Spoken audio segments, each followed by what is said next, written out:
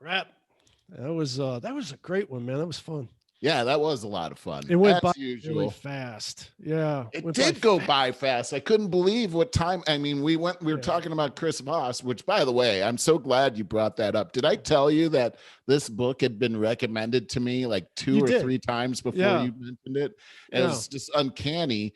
And then when you sent me that email, I was like, you know what? It's time. I gotta start. Mm. And I love It's good. Audible, by the way. I think Yeah, that's a great program. I did Everybody should too. have that. But I got it's I got the interesting Audible part for free.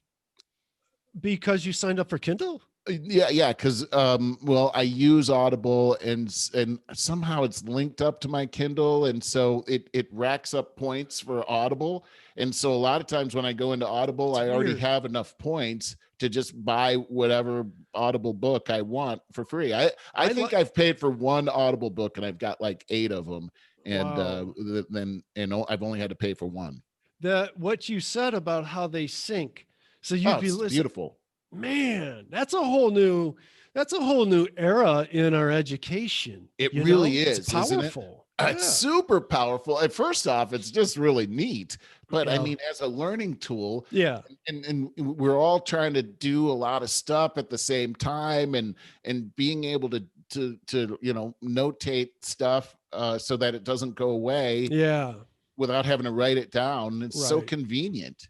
I mean, Yeah. you do the only thing you have to do is, like, for instance, I'll be sitting here at my desk and I have it, and I'll hear something. So I'll open up my Kindle, and then it'll be on whatever page I left it on. And then a little thing will come up and ask me if I want to go to the furthest page, which is whatever I was listening to. And it goes right there. It's Man, perfect. that's really cool. What a Did great tool. did we discuss on our podcast? If not, I want to. This is really important. Has to do with automation and things like that, people losing their careers, but about our entire education system. That now with the remote learning and everything, people are finally like, oh, I could learn shit online, really cheap or whatever. And man, I'm telling you, in no time at all, our colleges are going to be negated. I wonder about that, Barry. Well, Here's here's why. okay, but Oh, let go me ahead. say Let me this hear what you have to first. say. But Sorry. if you had to take a psychology course or a whole doctorate program or something, and you could have your choice of going to OSU or wherever, or everything that we've done throughout our lifetimes, or you could go online and do the pre-recorded, highly optimized class by Jordan Peterson, which everybody has gotten certified from and has excelled Yeah. from. What are you going Yeah. to do? I mean, my point is, so I you understand your get the point. best of the best. You got 200 of the best teachers in the country that all put their stuff online. You could buy into that, or you can go to the local community college and get taught by a schmuck.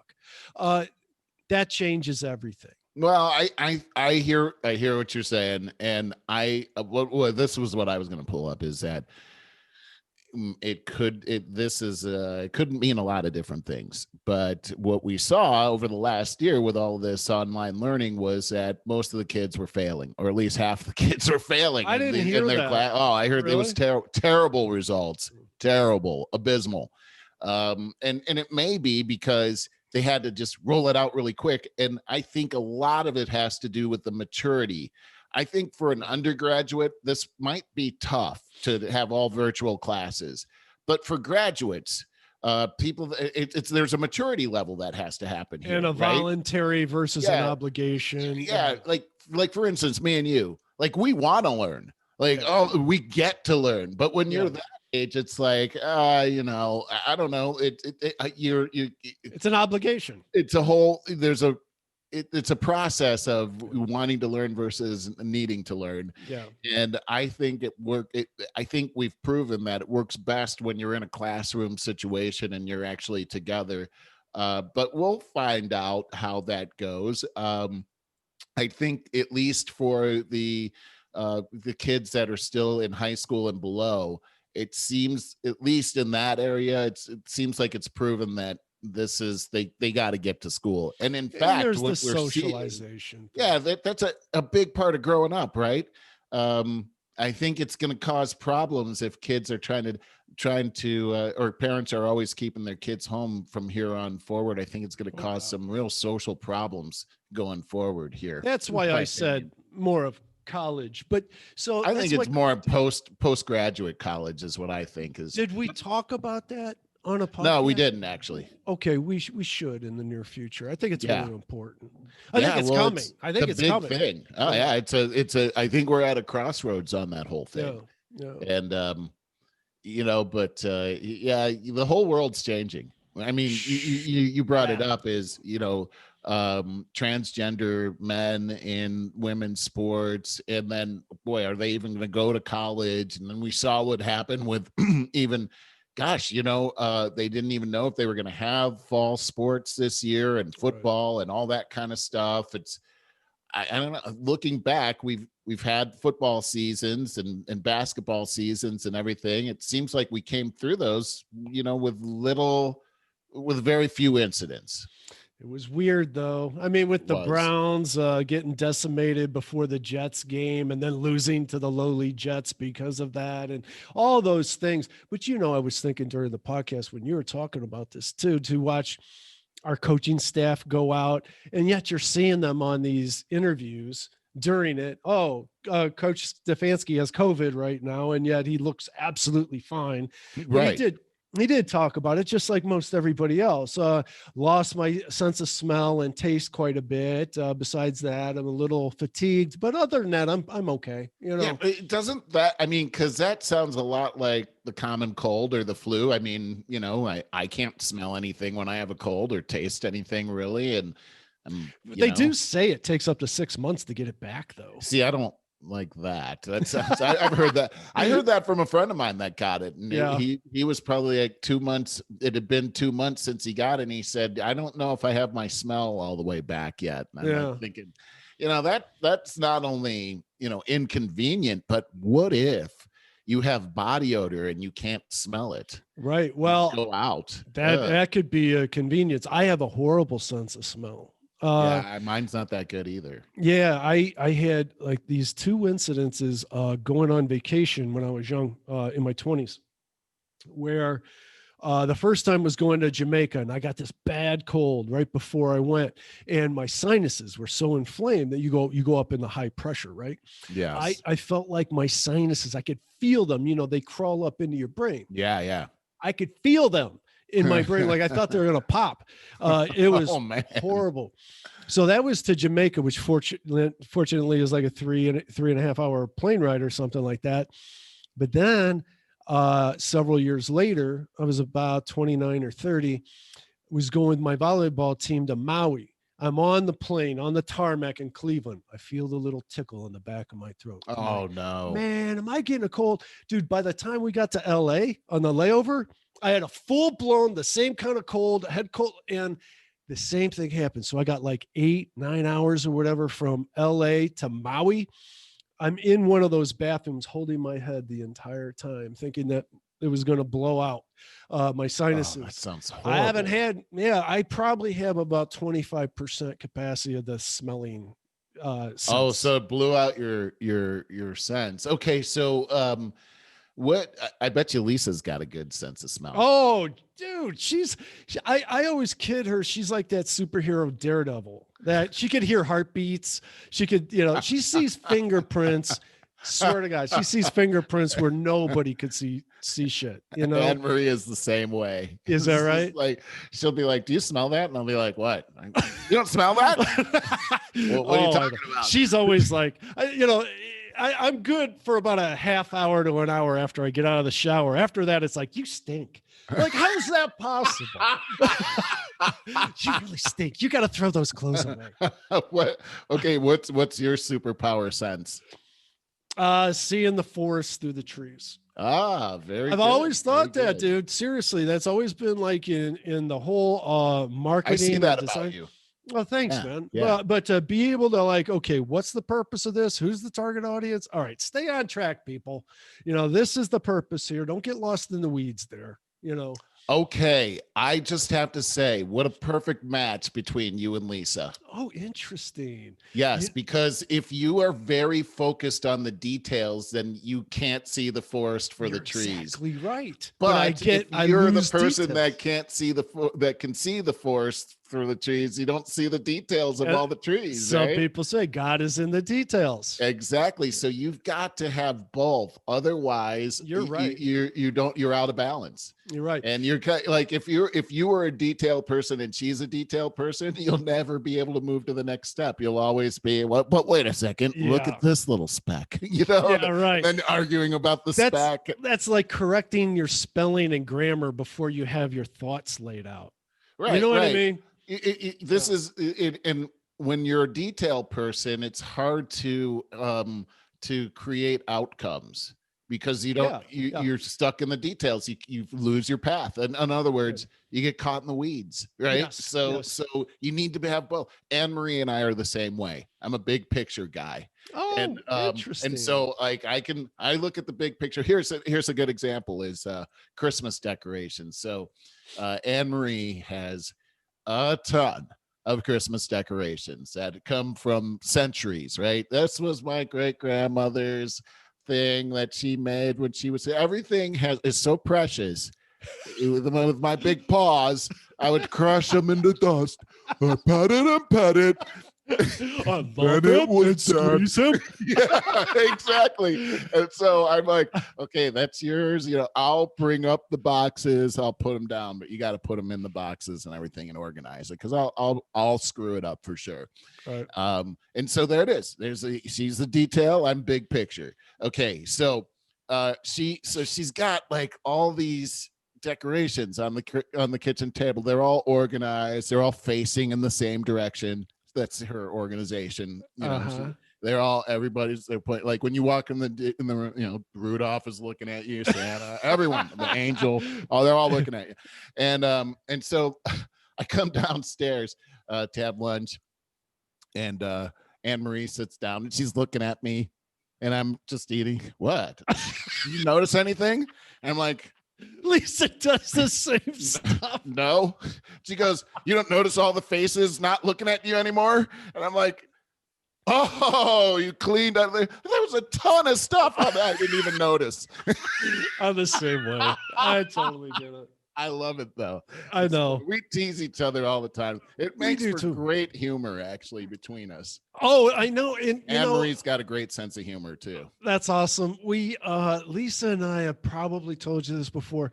The COVID thing has been great for us because we've been never expected this. So she, with her working remotely, like I never want her to have to go back to work I again understand. because we're having a freaking ball. First of all, Yeah. it just doesn't it feels more like teamwork, and Yeah.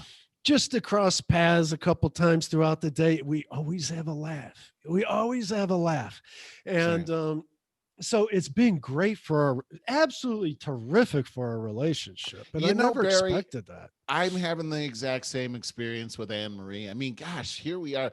You would think that, even the best of friends being put together like that for Yeah. that long where Yeah. you can't get away from each other would be at each other's Yeah. throats by this time, right? Yeah. But it's just the opposite with Anne Marie and I. Kind of It's hearing that a getting lot, aren't you? better and better, right? And also when this thing clears up, what are we going to do? Like oh, Yeah. time to go to work.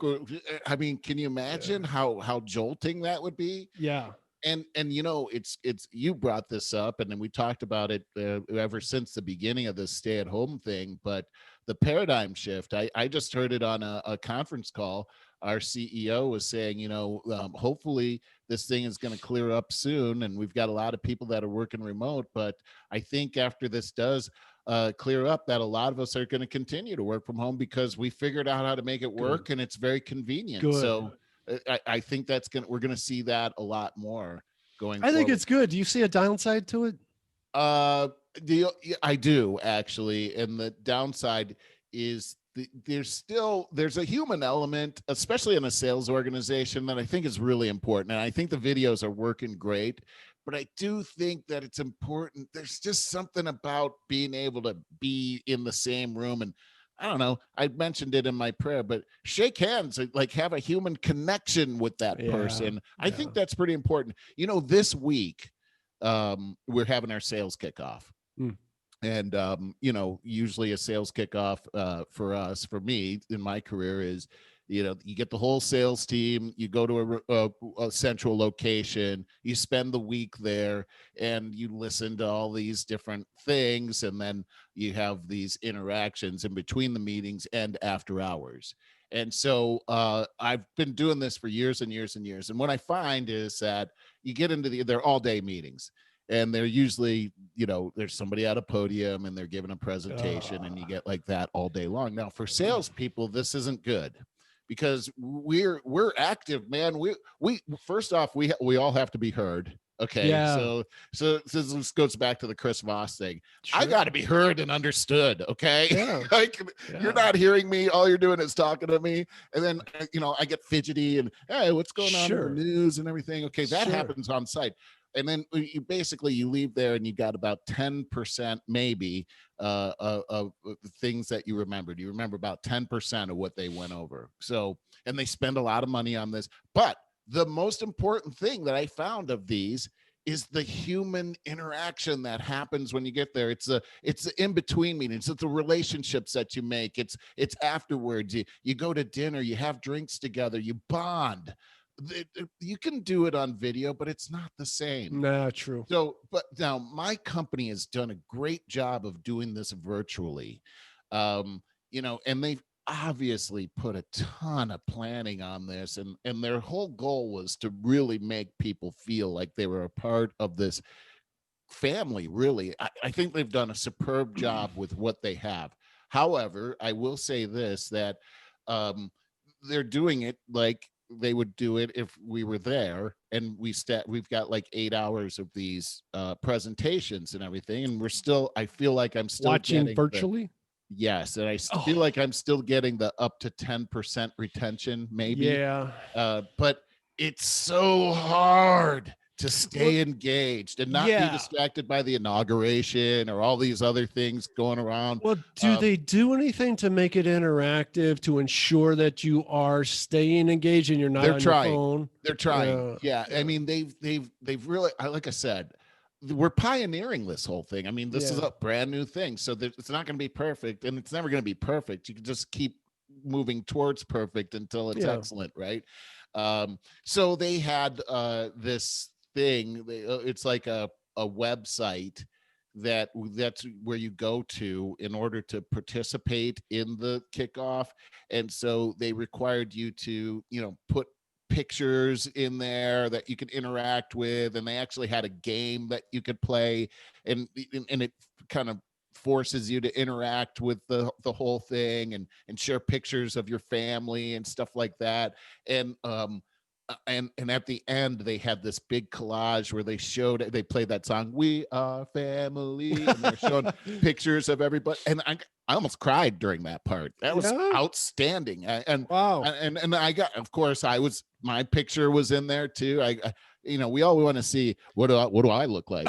Like I wanted to see everybody else, but I couldn't wait till my picture came up because I was acting all goofy in my picture and everything because I wanted to just be real.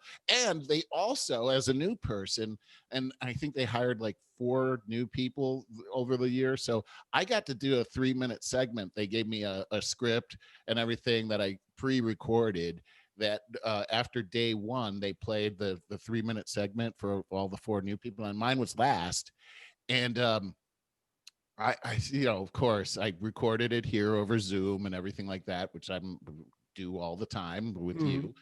um and I thought it was pretty good, but boy, after they saw it, this the CEO of the company reached out to me and told me that he was personally touched by what he had heard, and that he couldn't wait to meet me. Wow. And I got all these kudos from all over the place. But I'm Mhm. just saying this, that man, the CEO reached out to me directly. And I got Mhm. to say, Vince Kelly is his name. We haven't Mhm. met yet.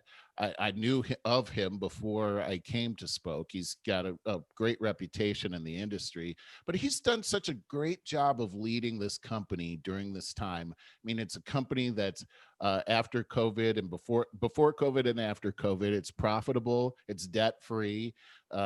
He's very positive about leading this company and that he could see the light, and we're moving towards this light. He's got his team very focused on the mission, but being very realistic at the same time. He's figured out how to not lay off people by implementing a furlough plan, and that he's really trying to manage so that it has the least amount of impact on the people.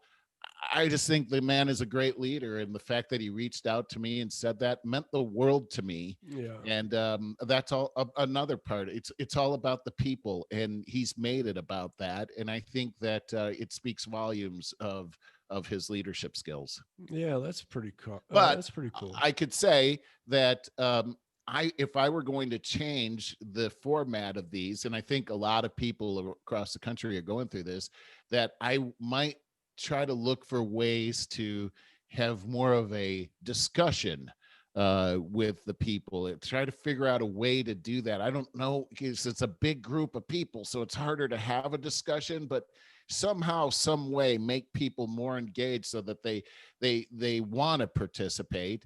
Maybe you even, since people don't have to travel, and traveling forces you to have to compact everything into a certain period of time, and maybe they could spread it out and make the session shorter. If we can't have interaction, maybe shorter, because for a salesperson, sitting down for 7 hours and listening to something is painful. Maybe make it cut it up into a 4-week period of time, and you just do it for like 2 hours maybe each day. I don't know, but there's certainly some experimenting that we can do with this. But I would say that the job that they did and how they did it, for what we know so far, was superb. Cool. What do you got going on this weekend? Boy, this is a question that I just don't really like anymore, because there's nothing to do. Like last weekend, I got the car washed. Woo! That was exciting, man. Went out there. Well, I made some amazing chili. Dude, Oh. I make the best chili, and it's really I would healthy. love to have your chili. Oh, you would. Oh man, it's You've always been a great cook, Barry. Oh, thanks. I use turkey burger, and I make it spicy. Like I make it like sloppy Joe with hot sauce, though. And so I add that last. But is it hot? Like is it burning hot? It's spicy. Like ice watering? No, not ice not water. that No, hot. it's Okay. spicy, but Spicy. oh, it's terrific. It's very healthy, because it's just tomato sauce and beans and onions, and I put celery in there and green pepper. It's really healthy, and it's so good. So that, and then the playoffs, got the playoffs again this weekend. I love Right. the playoffs. So there's that. I got my non-alcoholic beers that I really like, and so I feel Nice. like I'm drinking. Which one do you like? Well, I'm tossed between two of them now. There's O'Doul's Amber, and it's really good. And then because they're out of that, I discovered Miller Sharps. Is also really good. I've had that O'Doul's, and I got to tell you, Not the regular one, the Amber. Okay, whatever one I had, I was actually pretty impressed with. Oh, okay. Because it was 'Cause I just don't like, this the is regular one. non-alcoholic. Yeah. Okay, Yeah, because I don't wouldn't like have the known. regular. Oh, okay, yeah, whatever one I had, I liked. I can't, I wouldn't drink a 6-pack of them, but I have for sure. Have you I really? have. Oh yeah, I really like them. And well, see, you know what it is, because it's when I drink coffee and then in the morning, and then hot tea all day. I get so sick of the same. It's like bland in a way. It's the same thing. And so I want that crisp. I don't drink soda at all. I don't like it. I love beer. I mean, I love beer. So to find a non-alcoholic beer that I like takes all the edge off of my dry months, Yeah, that's pretty cool. I'm glad It's that's just working that out for change you. up at night, about 6 o'clock. It's like, oh, that's so refreshing. Yeah. Oh, another thing. I started, I did another volunteer gig with the Nature Center on Tuesday. I had How was my that? first trail ambassador gig. How Well, the did you weather like was it? kind of, I liked it. I dressed for it. I was warm because it was a pretty cold day. It was probably 30. pretty much overcast. It's a little bit snowy out. And my job is to walk those trails for 2 hours from 11 to 1 p.m. And yeah, I said hi to about 8 people, but my gig is I'm supposed to answer any questions that they have. I'm armed with a oh, what do you call that? Uh, uh, Anyways, all these pamphlets, Oh, okay, gotcha. all these pamphlets and stuff, a list of uh, frequently asked questions. And I just walked around reading that to familiarize myself for the second or third time. And so no one asked a question. And because it was just kind of a crappy day, it's cold Right, and right. crappy. So doing it again Tuesday.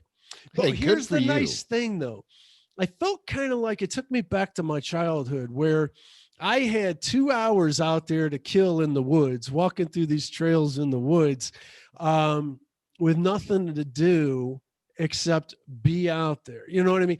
So I felt like a kid where you didn't want to go home and do nothing except probably get yelled at by your parents. So you'd rather be out in the cold in the woods trying to kill I time. remember this, right? Yeah, I felt like that. So that was cool. That was cool. That is pretty cool. I love Yeah, that. I dressed Wow, for good it. you. Yeah, so I'm going to do it again Tuesday. Hopefully, someone asks me some questions, so I feel like I'm doing something. Hey, that I'm glad that you're doing that. I'd love to see you doing that actually. Yeah. Or like sneak down there and pretend I'm a visitor to have you show me around over there. That'd be so Yeah. fun. Hey, Yeah, I just saw some interesting information here. Hank Aaron, former MLB home Yeah. run king, dead at 86. Wow. Yeah. God, I thought he would have been older than 86 by this time. Yeah, you know what? Me too. Let's see. Schumer says Pelosi will deliver articles of impeachment to Senate on Monday. No, that's getting embarrassed. That's been beyond embarrassing. The first time she got strong armed by AOC and the squad into doing that embarrassing impeachment that went nowhere, except a big waste of taxpayers' money. And they're doing it again, and they know it's not going to go anywhere. Why? It's a good question. Let me let me ask you. Why do you think? Again, so that to hopefully prevent him from being able to run again in 2024. I also think they think that they're giving the Republicans a black eye. I think that's it. I think they're giving themselves a black eye. This is again, I'm serious, buddy. I don't think I'll ever stop saying I want a third party. I want a third party of a more moderate thing. Let everybody else stay in their corners. Don't infiltrate the moderate party. Yeah. I'd like to have a party that, like I said earlier, that's beholden to the original intent of the Constitution. I think that would be. We would have to be, in my opinion, dedicated to slicing at least 80% of the government right off in order to make that happen. Well, you're right. You're right. You're exactly right. At least I think that's not an overestimation. Yeah. And that would be traumatic. I don't know. For a lot of people, I don't know how this all economically happens. But I don't think that if you had a party like that it would be wise to try to do something like that all at once. I think it would be you'd have to nip away at it, sort of like the way that it's become the way it is right now. It give them enough time to get corrupted, and so that it would never change. Yeah, I think you're right about that. So it's a tough thing. It is. Boy, are we ever hearing. So here we are. We're looking at impeachment again. And the fact of the matter is, and I've done a lot of research on this over the past couple of weeks and looking at this, and it just doesn't seem like it's possible that you can impeach somebody convict somebody of impeachment after they've left office. Really? I mean, first off is the due process thing. They impeached them in the House in one day. How can you have due process in one day? That doesn't fly right there. Secondly, is that when you take a look at the second article of the Constitution, it makes it very clear what the intent of impeachment is. And first and foremost, it's to get somebody out of office. Well, he's not in office anymore. He's not the president anymore. And then secondly, there's something called the Bill of Attainder, which means which the legislature is forbidden to do. And when you take a look at Just look at Article 1, and you look at the requirements for impeachment, a conviction of impeachment. It makes it clear that what the Senate can do, they can impeach you, they can make it so you can't run for office again. But then it says that that after he leaves office, it's up to the court system to actually go after him if there's a law that he broke. So the reason they put that in there is because the founding fathers didn't want the ex-president's political, this whole peaceful transition thing, very important. Well, they wanted to protect the ex-president from being persecuted by his political enemies once he left office. And that if there were any crimes that he committed, the fair place to do it is in front of a jury of his peers, not in front of his political enemies that would steal his rights. Right. And so that's the precedent. Okay, so now he's gone from office, and here it is. His political enemies are trying to persecute him. Secondly, you know what I'm worried about, though, Merle, is you say a jury of his peers. I feel like everything's getting so bastardized and corrupted that there's not going to be any real peers left. Well, I agree with what you're saying. It's a fairer place to be tried than it would be in front of, a place where the majority is his political enemies. There's nothing fair about that. Right. And then you go back to the reason Nixon resigned was to prevent. He knew that once he resigned, the legislature would not have jurisdiction over him any longer, and the court system would. And that's why the first thing that Ford did was pardon him so that the court system couldn't go after him. There is a serious precedent that's sitting here right in front of our very eyes. Yeah. And there's Republicans like Mitch McConnell that are going along with this. Mm-hmm. And it just seems like, look, put the shoe on the other foot and look at it and say, if this were Barack Obama and the Republicans were trying to do this to Barack Obama, everybody in the Democrat side would be against this. Right. Well, the thing is that we have to look at it that way when we look at the law. It's just like, if the KKK came down to Woodland Hills, where I live, and wanted to speak at the park across the street, I'd be the first one to defend their right to do it, because that means that I have the right to go down there next week and talk about Jesus. Mm-hmm. You know what I mean? And talk about what's important to me. Sure. This is the same concept here, is that, hey, I don't want Congress to go after a president that I don't like and hunt him down like a dog after he leaves the presidency because I don't like his politics. Mm-hmm. I just don't think that that's a good thing for anybody here in America. We should let it go to the system. It's going to be really interesting to see how they do this, but it does seem like they're making a special exception for Donald Trump. It does. And it always seems like that. I don't know. That party just seems like it gets more and more immature all the time. It seems like it's dealing with a bunch of kids over there. Well, here's the thing. And then, you know what? I say that, and yet then on the other side, you got Donald Trump. Talk about immature. Jesus. Well, sure. I mean, he could act childish, but again, the policies that he stood for weren't childish. I think that's the problem, is that they're trying to conflate Trump's personality with the policies that conservatives support. And they figured out that, boy, that is a winning formula to destroy the credibility of anybody that dissents from what we say. And I think that's the dangerous Big Brother 1984 thing that's happening right now. Oh, I agree with you. It's almost like brainwashing. Yeah, I said early on, I feel like because they got so brainwashed with the hate, which is addictive in a horrible way, that they go, it's like, well, if Trump acts like an 8-year-old, then we're going to act like 6-year-olds. And when you call them out on that, they say, well, Trump, that's what's going on. That's what's been going on for 4 or 5 years. Yeah, it is. And I'm seeing people are saying, these darn Trump supporters, and they're not supporting Joe Biden. And this was like on I was seeing some stuff online about that on the inauguration day. And I'm like, wait a second, these are people that obviously hate Trump. And I had to come back and say, wait a second, you've been part of the resist movement for the last 4 years. You've been a never Trumper. You called the president the impotus.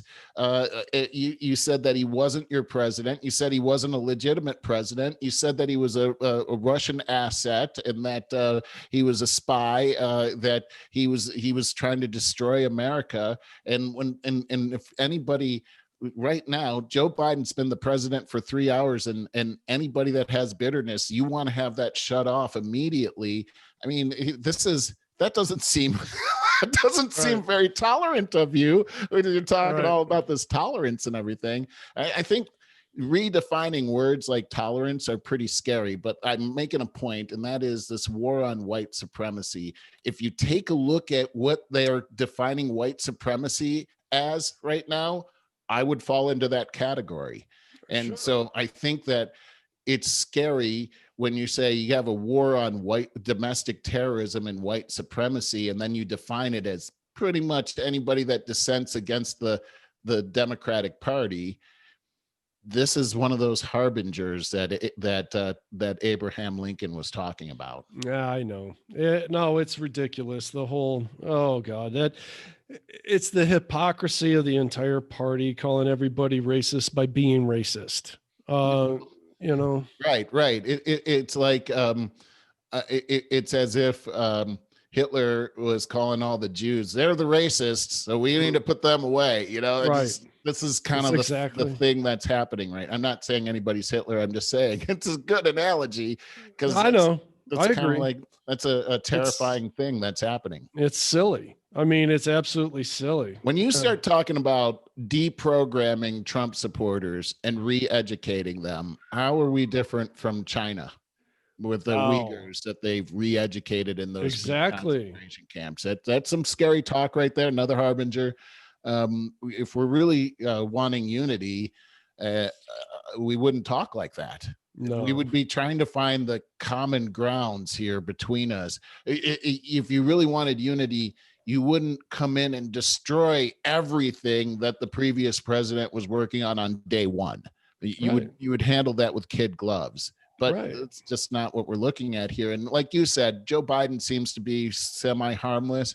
My problem is that I think that the people that are controlling him are not harmless. Oh, I understand. I totally agree with you. But I think the issues that underlie everything are more important than the person that's in the office. Absolutely. And so the very first thing I did when Joe Biden took the oath of office, and I'm not a supporter of his, but he is my president now. I'll make that clear. Joe Biden's my president. He's the president of the United States. I respect that office. And the very first thing I did was I prayed with Anne Marie that Joe Biden would be filled with God's wisdom to know how to govern this land, and that he would make that, because God knows the end from the beginning. He knows how to paddle through these turbulent waters, and that Joe Biden would be given that direction from God. And that if he were to get outside of those lines, that his conscience would harass him until he got back into those lines, so that he could do the right thing, not the thing that I think is right, but the thing God thinks is right. And that's what we prayed for. And I've actually prayed that prayer several times for Joe Biden. I want good things to happen for him because I want good things to happen for this country. And I'm willing to put away all of I don't really care for the guy, but it doesn't matter about what I think about him personally. Like you said, what matters is this country. What matters is my family and my friends. And I don't care if he's a Republican or a Democrat. I'd vote for a Democrat any day of the week as long as they support the Constitution. Oh, boy, I would love to see Tulsi Gabbard in there. Amen to that. I'm going to stick with amen. Amen to that. I got no words for all that beat. Awesome. Hey, man, I'm going to have to wrap up here, but happy Friday to you. Yeah. It's always, God, I look forward to this so much. Sometimes it's a fun one. Before I get on, I think, oh my God, I don't know what to talk about. And I was kind of there as well. I liked how you said, well, I got nothing about the news. And really, I got nothing. Hey, what about this? And what about that? And how about this and this and that, man? What do you think about that?